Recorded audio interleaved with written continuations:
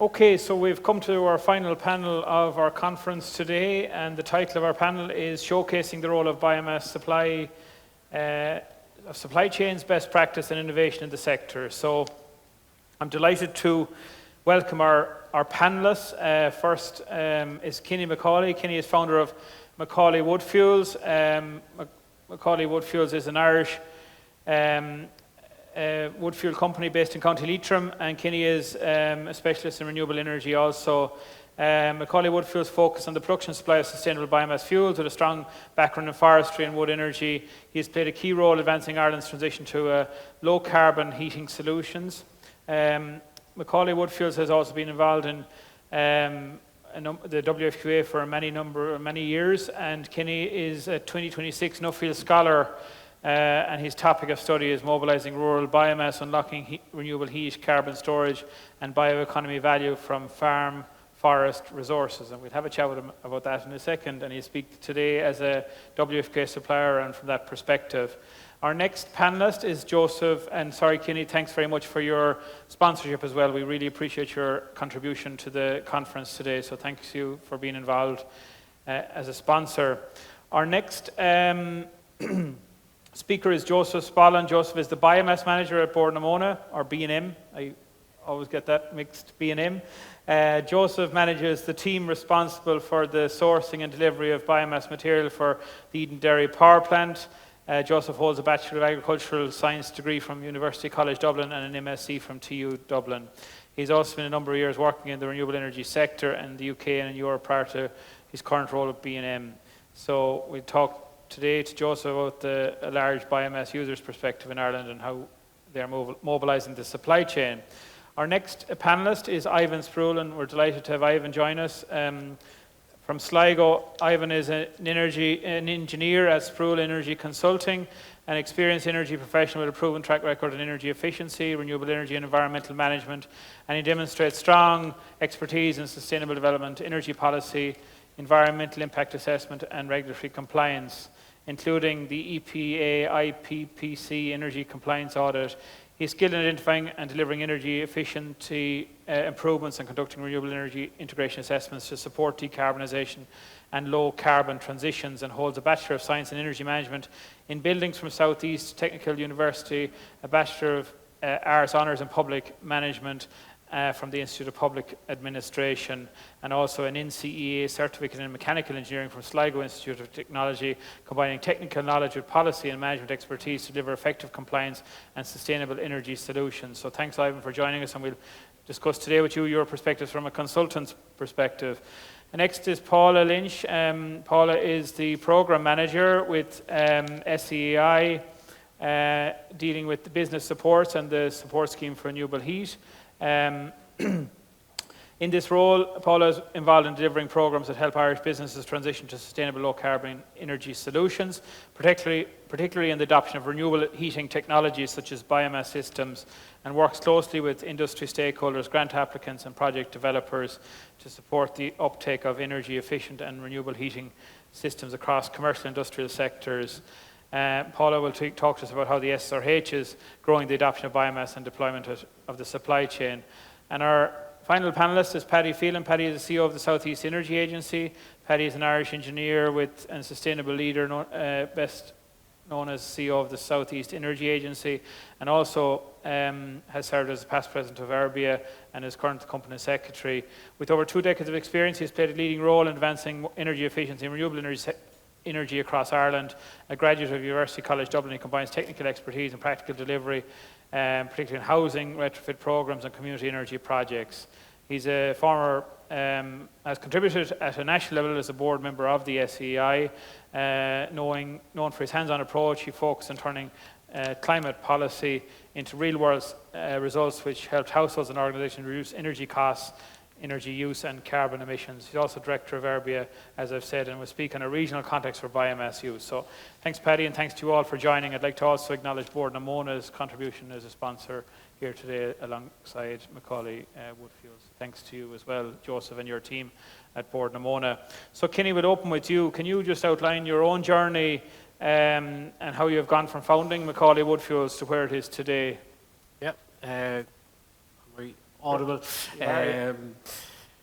But first of all, thanks very much, Sean, for inviting me to be on the panel, and good to see the turnout today. We started off processing wood chip in 2009, and maybe by accident as much as design, and maybe naively getting into it, we had been processing firewood for a couple of years, and just the nature material that we were starting to intake, its quality didn't lend itself as well to firewood, and we started looking at wood chip as an option to process that. So I suppose we purchased a wood chipper to process that material to a fuel grade spec. At that time, there had been a couple of boilers had been grant aided through the earlier SEAI CapEx grants back around pre-2008. And I suppose in those earlier years, most of what we were processing, like, to be honest, it was only a couple of load a year, and it was for animal bedding market. But that, it allowed us maybe to get a foothold and start buying stock and building stock to be able to manage quality, to be able to supply that into a fuel market. And then it was, I suppose, in the first year or so at that, and then, you know, Board of Mona at the time coming on stream and seeking biomass for the Eden Dairy site, that allowed us, I suppose, scale and grow as well. Where there was good tolerance bands for quality, it would have been very hard for us to target, say, the smaller sites like a hotel or a swimming pool, say a boiler that's 250 kilowatts, without having the quality learnings by, I suppose, practicing with Board of Mona, and where we had a good tolerance. So across, I suppose, cycles of a couple of years building stock, and then as more boilers of a smaller scale were coming on stream, we evolved into that. And I suppose that's where we are today. We're primarily supplying low moisture wood chip, say 20-25% moisture, to primarily our core market is the agriculture sector, so poultry houses, mushroom, pig units, and some, say, seaweed drying facilities as well. So we still supply some to the industrial users, but our core market is the smaller commercial scale. And what are the key considerations for your customers at the moment? So what are they asking you for, or concerned about, or talking to you about? I suppose it's probably evolved, and maybe when we got into it in earlier years, maybe naively, we felt there was more of a focus around decarbonisation, and, you know, the green credentials of it was the driver. But I think, like, today, like, from my point of view right now with our customers, is it comes down to pounds, shillings and pence. You know, it's the commercial reason, and it's what I suppose the market we're targeting, with dry wood chip, the competing products for that, say in a fossil fuel context, we're able to provide much lower cost heating, and even in our own context, say in our own process, where we're drying fuel, the only technology we can cost effective use is biomass in our own process. So it's an example of where it works. Your business is part of and you're supplying your biomass through the WFQA or certified under the WFQA. So what do you see as the main opportunities or challenges coming down the tracks for you and the business in terms of growing and moving forward? Look, I think there's huge opportunity, and I focus on a biased basis to our region in the northwest. We've huge potential for forestry. There's a high forest cover there at the moment. It's often a contentious topic, but like, in my view, it should be a centre of excellence in Europe. We have such high growth yields, but there's massive potential there, and it can do a lot of heavy lifting in terms of decarbonisation. And I suppose I'm disappointed to hear today, you know, that there is probably some plateauing in the SSRH. I think it's a fantastic scheme. A lot of the sites we're supplying our SSRH recipients, it is very well structured. I think there's huge opportunity to push on there further. On the challenges side, I think there's it's not so much moving goalposts, but there's constant scrutiny on the carbon piece, and you're constantly having to prove yourself, justifiably so. It's a point of combustion, but the carbon accounting and justifying for that, to get that clear message across, you know, on say whether it's relevant everywhere, but on the larger scale, there's much more scrutiny on it. But like, when we look at it on a very simple basis, you know, we're purchasing commercial forest in the northwest region. We're a portion of that forest yield. We're part of a closed forest cycle. We're transporting it less than 100 kilometres. Like, we can see ourselves that, you know, we are meeting the requirements there.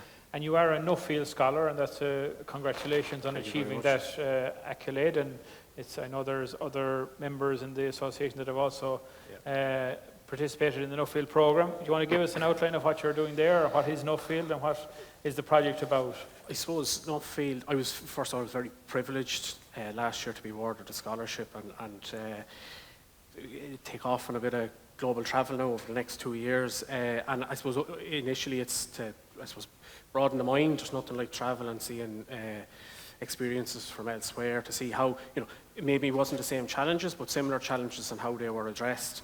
And ultimately, that's what Nuffield is. It's a vehicle and an opportunity to allow people who are passionate about certain areas of the agricultural world, which forestry is a subset of, and biomass, but to gain learnings from abroad and bring those learnings home and try and develop the industry here. And my topic within it, I suppose what I brought to it was, I want to look at mobilisation of forest biomass, its role in decarbonisation in the heat sector, but also to look forward, what is its future roles within the bioeconomy. Okay, we'll come back in a couple of minutes maybe on some other topics with you. So, Joseph, in terms of Bord na Móna or B&M, you're the largest mobiliser of biomass in the country. Tell us about your own role in that and what you do in terms on a day-to-day basis in that regard.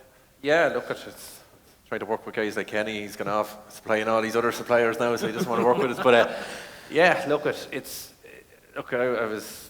I traditionally would have said we started burning biomass at EPL or Eaton Dairy back in 2008, but I was reliably informed this morning that it was 2006, in fact. So look, with 20 odd years experience of it, and it's really been just a learning process for that period. Developing, look, Kenny took the words out in terms of how the guys started themselves, and really trying to work with suppliers in that regard and build it as you go along. I suppose we've seen ourselves as the anchor tenant, for want of a better word, in terms of the solid biomass sector here. Look, there was a lot of referred to around the cascade and cascading where biomass sits, and we're probably at that lower level where we can take material that maybe isn't suitable for other off-takers.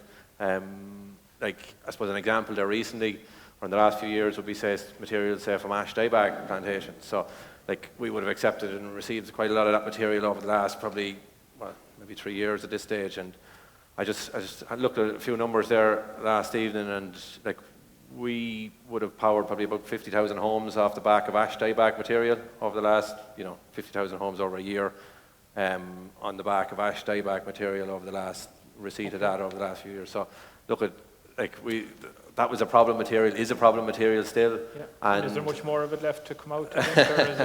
I think the general consensus is that there's quite probably 60-70% of it is already removed, but there is obviously some material left. But look, it's trying to turn a bad situation into obviously a positive one, in terms of obviously a lot of growers suffered significant losses on the back of that. But it's that type of thing, and I suppose that's where we see ourselves being able to support the sector in that, and obviously support guys who have invested heavily in shipping equipment and been able to mobilise it, really. So. And Eaton Dairy Power, you mentioned, is a key strategic asset from a dispatchable electricity perspective in the country and renewable electricity perspective. Can you maybe outline the journey that you've gone on in Eaton Dairy Power Limited, and how that you've made that transition from peat to biomass now? Well, look, Eaton Dairy was built in 2000. It's obviously built as a peat-fired station in the Midlands, one of 3. We're the only one that's still running, I suppose, in that regard. But like, at the beginning, we were consuming approximately 1 million tonnes of peat per year. That has, I suppose, our running regime has really changed over the years, since obviously we started biomass in earnest in 2008, right up to co-firing right up to December 23, and since January 24 we've been on 100% biomass. But obviously on B&M included, how the wind projects have really come on, and solar obviously in more recent years, so we really see ourselves more as a base load generator now. Our key benefit to the grid and ability is dispatchability, so we can go from 41 megawatts at base load right up to 118 export, so it's quite important for the grid. Obviously, the windy day, we're not doing a whole lot. We're down at min-gen, but we can dispatch up relatively quickly. And when wind is low, obviously we're hearing a lot of it. I even got a text on my phone today, the flex event this evening between 5 and 7. So when we're all home putting on the dinner this evening, we'll probably be at very high load, because it's quite a low wind day. So And a similar question to Kenny in terms of the opportunities and challenges that you see coming down the tracks for the business and for the sector. What would you? Look, I suppose it's kind of feast or famine. The supply side for us, like obviously Storm Owen last year, meant a huge oversupply in the Irish market, which was fantastic. And that's really helped the business over the last 18 months and hopefully the rest of this year certainly. But I think it's that forward challenges around. There is a lot of supply out there. I know Eugene put up figures there that it is there. I suppose the concern I would have is a lot of that volume is in very small parts, very small, and being actually able to mobilise a lot of that volume will be a challenge. So whilst it's on paper and you can see it on paper, it mightn't necessarily be realisable. So that's, I suppose, a concern. And then I suppose to echo what Kenny said, and look, it doesn't sound right to say, but the whole, I think, around the regulation, obviously RED and RED 3 in particular is coming.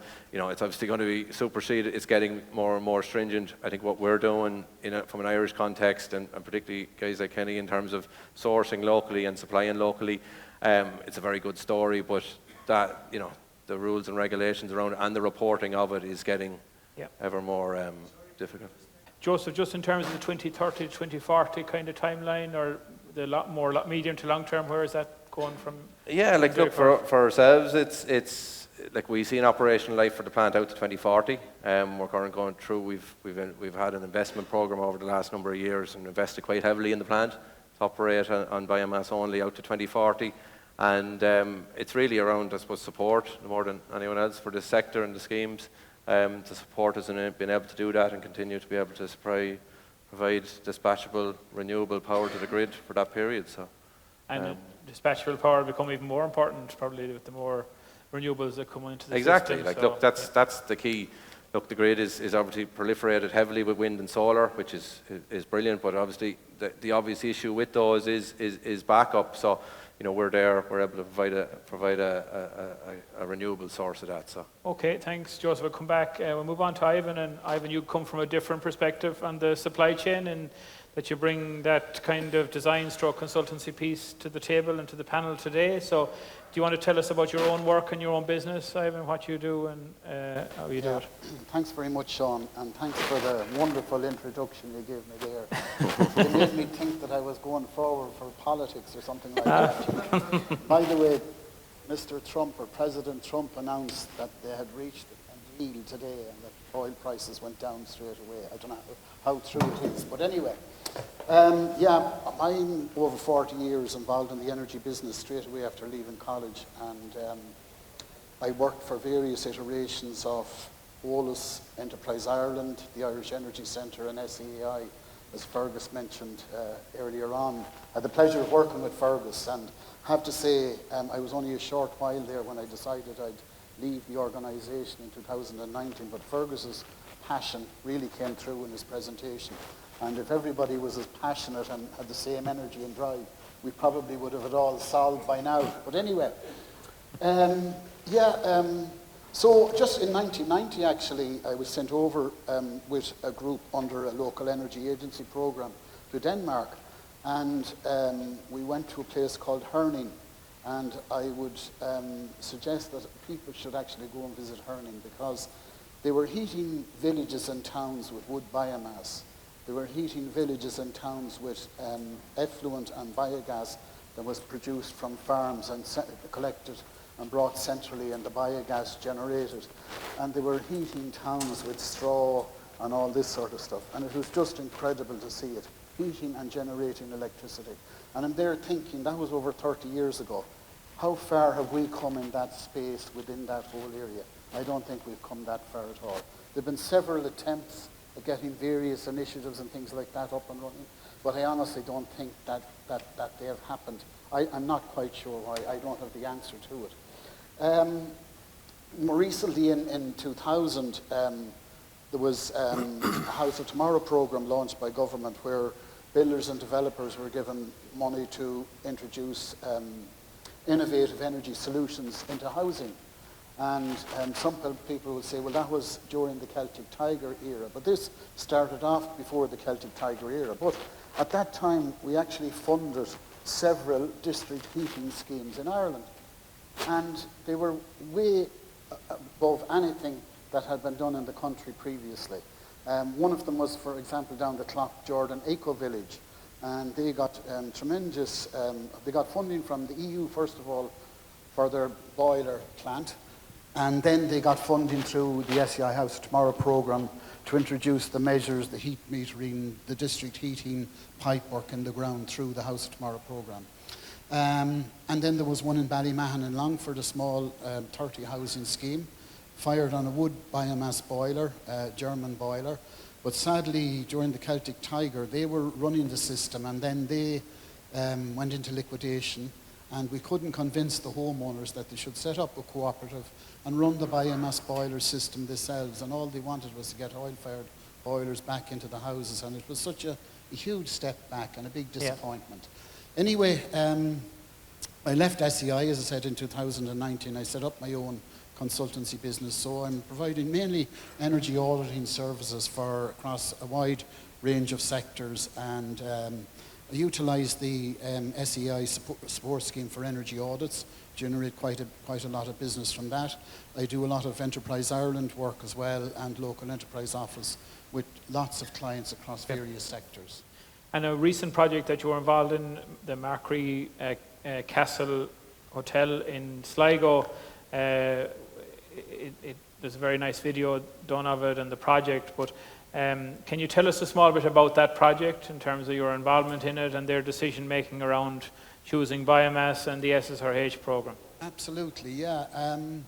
So Markree Castle, it's in Killashee, it's actually my hometown, so I was delighted to get back into the town and do something, maybe make some sort of a contribution there.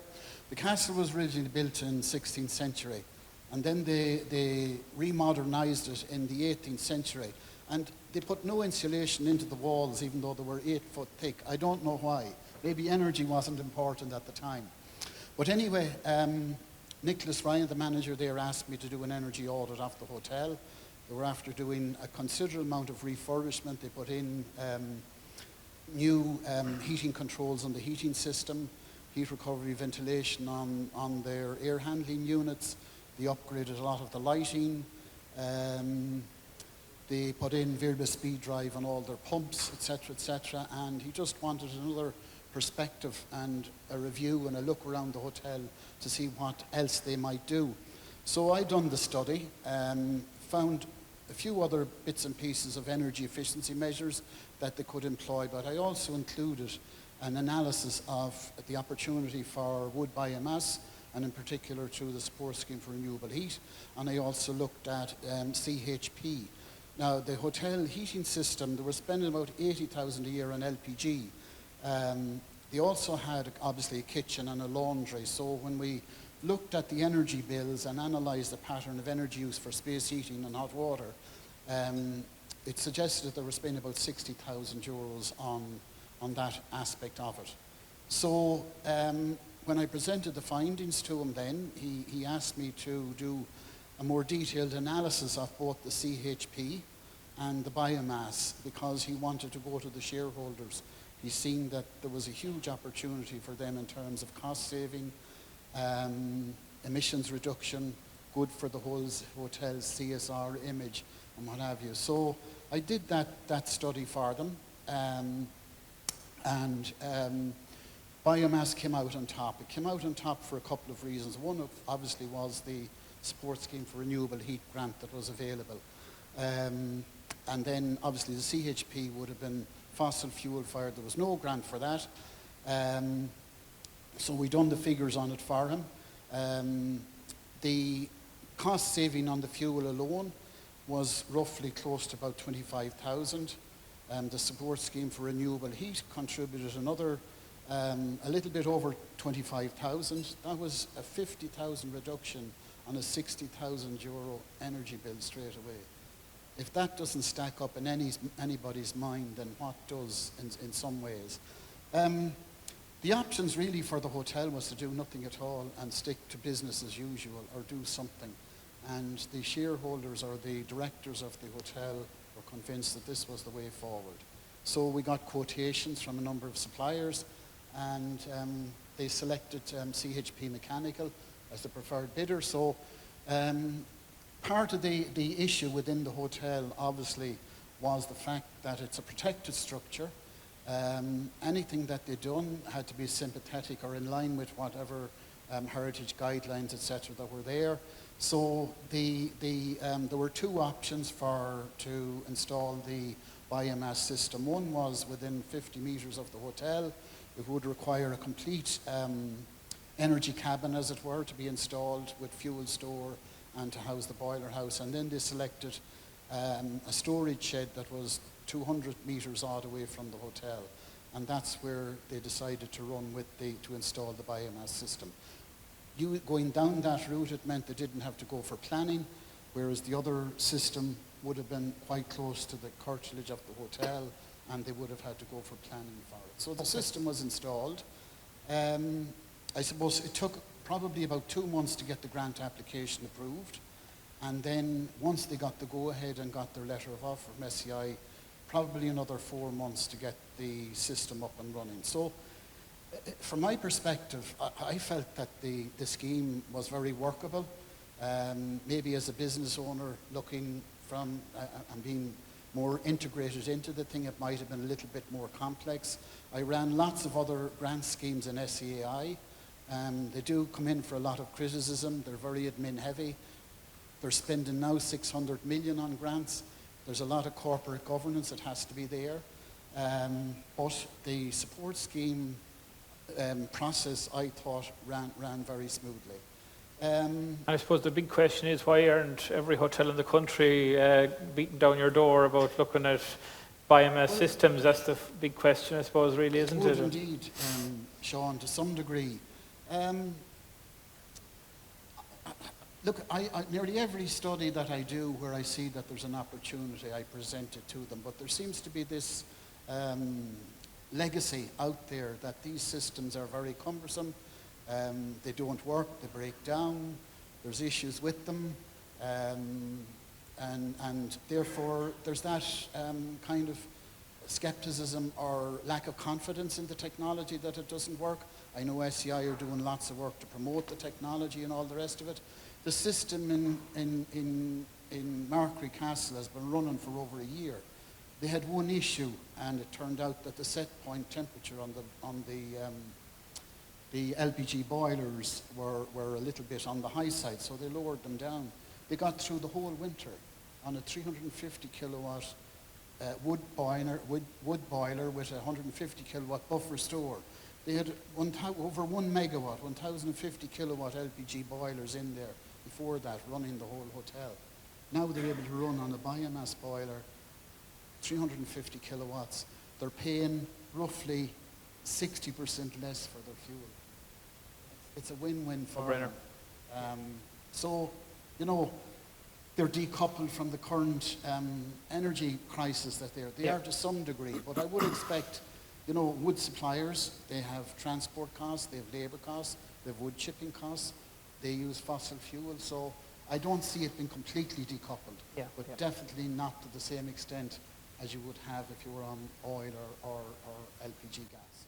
So we move to Paula, and thanks, Ivan. I think Ivan might have done the selling point of the SSRH for you there. So, but anyways, we might focus on a couple of slightly different aspects. So could you explain maybe, Paula, how the SSRH contributes to maybe helping to grow that confidence amongst heat suppliers in the business and investors?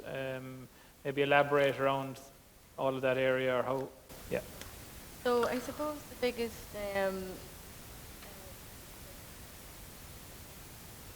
thing we have to show confidence is the delivery, although as eloquently as Kenny put it, we have stagnated a bit. That's fair enough, like the applications have slowed way down on that side. The best thing that we can do is showcase the people that are on there and the businesses that it's working for. And when we look at that, there's 76 sites now on the payment cycle. One has just gone for inspection this week as well, so that will be coming on to the payment cycle soon. So there's 77 sites out there that are going to be operating on biomass across all different sectors. We've done another case study just towards the end of last year, which was Grantstown Nurseries in Waterford, which is a tomato growing business, which is a brilliant case study as well if you go onto the website and look at it. And if you go on, there's a really good bank of case studies on there. We've got a poultry farm, we've got manufacturer, we've got hotel, we've got nursing home, we've got the tomato grower, and the latest one, Mark Recastle, who actually won the SEAI Energy Award for Medium Business category, which I haven't put them forward for. So yeah, there's really good case studies out there. And I suppose what will help as well is, we've heard today a few people saying about the proposed changes that we have. So there's some good ones that are coming now, like the low-lying fruit, we call them, the external project management fee. So the application process is quite onerous, and a lot of applicants out there, particularly in the agri sector, would need someone to guide them on the processes around planning, EPA, BCAR, all of those things, to help manage the process for them. So we're hoping that this external project management fee will be a bit of an offering to the industry, that they'll be able to get some support towards that part of it. And so we've heard that there's some talk around the front loading of tariffs, increase in tariffs. They are on the table very much. They haven't been approved yet.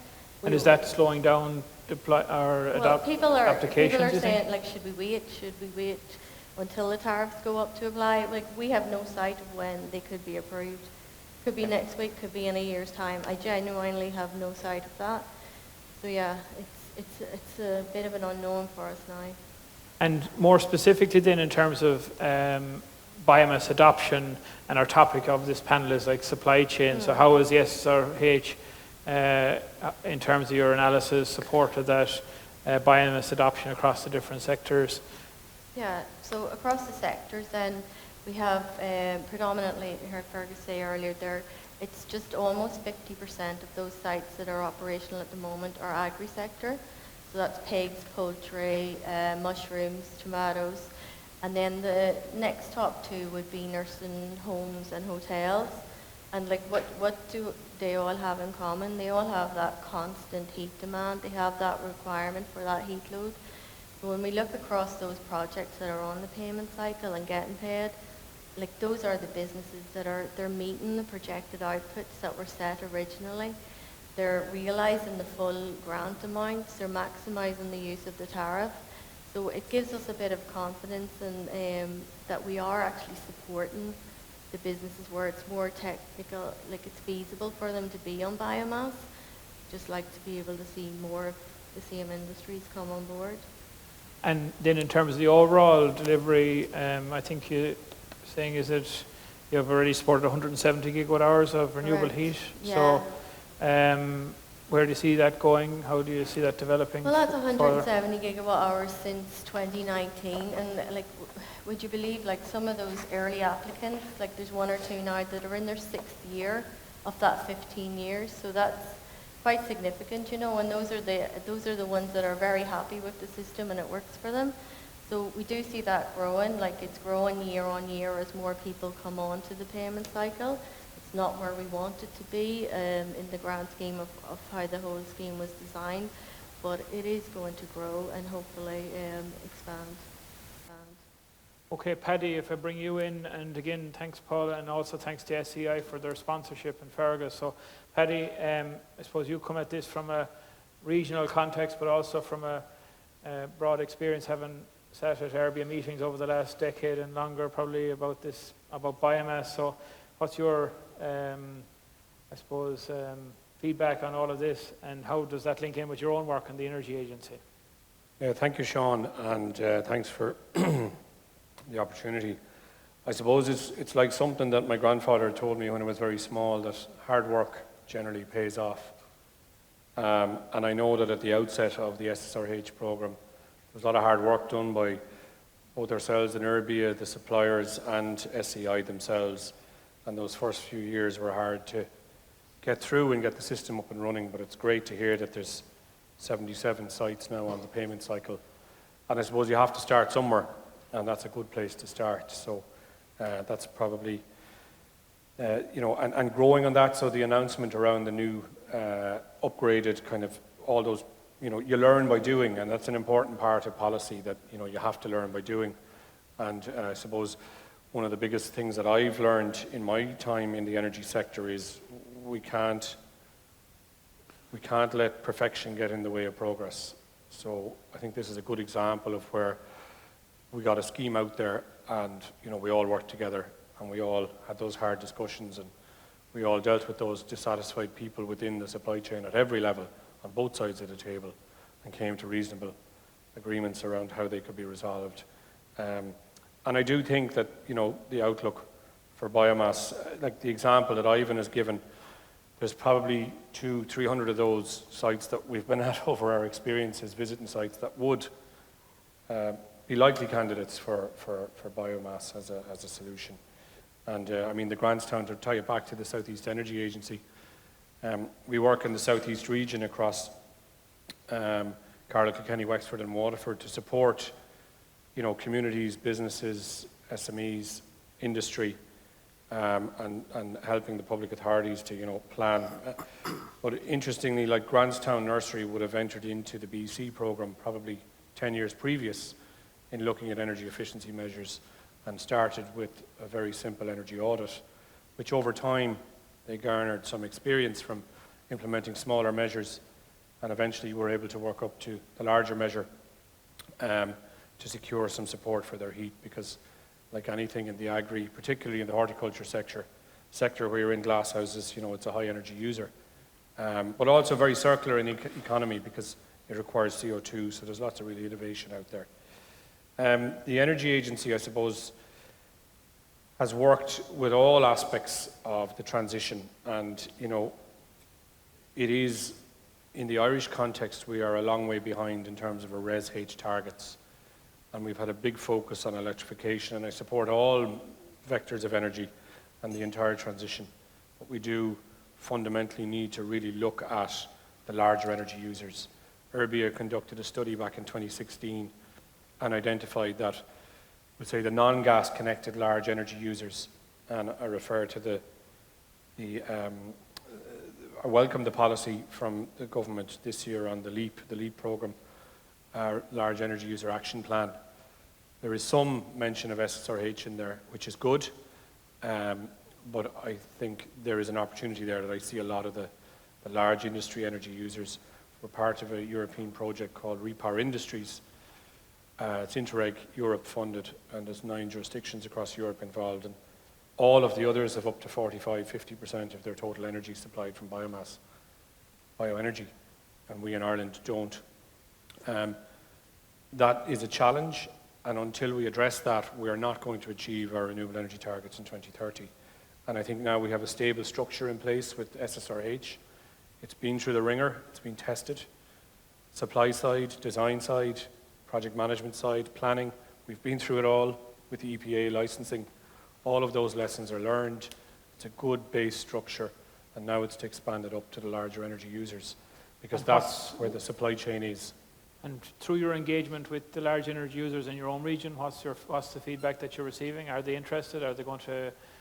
They are, and I mean, it comes down to economics. And I was in the department this morning on a different topic on energy storage and vectors of energy storage and the opportunities that exist, but the same large energy user challenge exists. Gas price is where it is. The project Repower Industries is about making companies, large energy users, energy independent, so reducing their exposure to price hikes on gas. And some of that is around using their own resources and availability. We see a lot of it with PPAs on solar. We see some of it with batteries. We see direct PPAs with wind farms now, solar parks. And we haven't seen that advancement in bioenergy. Why is that? We haven't had a support scheme for Tier 5 users. And when you see the slides we just had from European supplier, you see the scale of it in Europe. That cements the supply chain. And I go all the way back to my experience in 2009, working with the Tipperary Energy Agency on a project called SERVE, which was actually part of the Clough-Jordan Eco-Village. We did a supply chain assessment back then. And in 2009, we have the forestry resource, the residues. We have the second and third, recycled circular economy opportunities to recover timbers from waste. We have the likes of Kenny and others dotted around the country that they would absolutely love to take their businesses from a 20,000 tonne or 30,000 tonne project to 500,000 tonnes. And that would bring the scale. Security supply has often been volleyed around by politicians saying, oh, but where is the supply? We know it's there. I mean, Eugene there has done forestry forecasts for decades now in terms of it's there, it's coming. So I think the big energy actors are looking for a clean alternative. They do need some support to do it. The SSRH provides that floor around that economic financial query that their stakeholders, and these can often be PLCs, it's not just a simple go in and talk to the finance manager. This is a PLC decision, and financing is going to be the biggest challenge to that. It provides 15 years of certainty. It provides employment in the local area. They're often rural and regional, like our region. And most importantly, instead of that oil or gas money leaving this island, like 84% of it does every year, it would stay in the local community. It would be in the pubs, it would be in the hotels, it would be in the local, communities, investing kept there rather than exported. Okay, thanks very much, Paddy. We've come probably to the end. I'll just give each of the panelists literally 20 seconds just to maybe concluding remark about, maybe comment on anything you've heard or whatever, or what's your final remarks for this panel? I suppose for me, it's reinforcing my own view that maybe slightly siloed. You're busy from one end of the year to the other, but listen to the speakers today and the panel discussions now, and I suppose the networking with people during the day. There's huge opportunity there. Biomass can do a lot of heavy lifting. The structures is there, as Paddy just elaborated on. And yes, there is challenges, but I'd say there's enough capability within this room that can overcome those challenges. Okay. Joseph.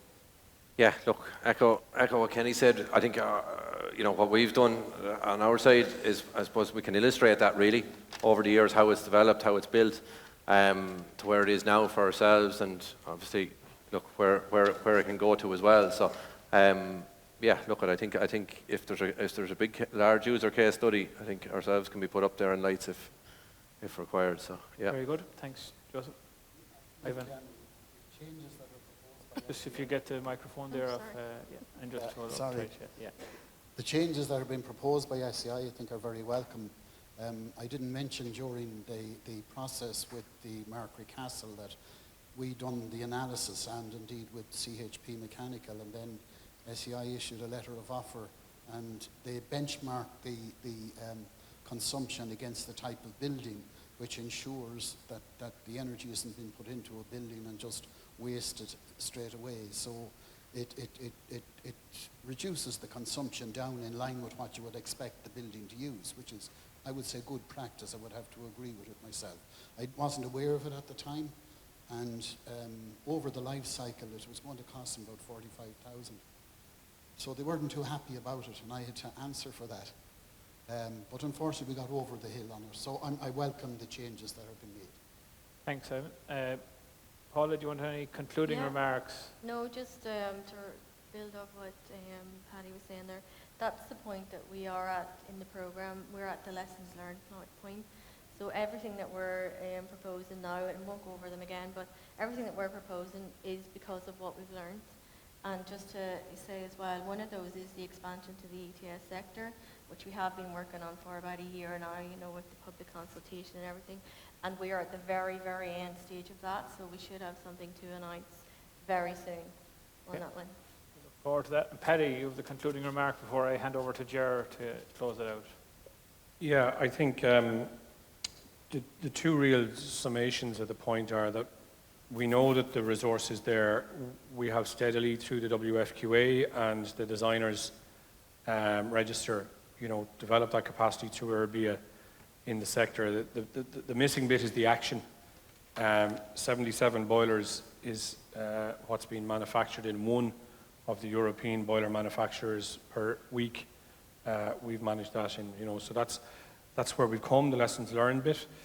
I think the really positive bit, though, is, and Sean and I would have been part of Renewable Energy Ireland, and that group is across all of the renewable sectors: solar, wind, storage, geothermal, heat pump. Everybody sits there together, and we discuss. And we had a very, very collaborative meeting with the IDA back in September, and I was delighted to hear that their largest investment in 2025 was in their IDA clients investing in biomass.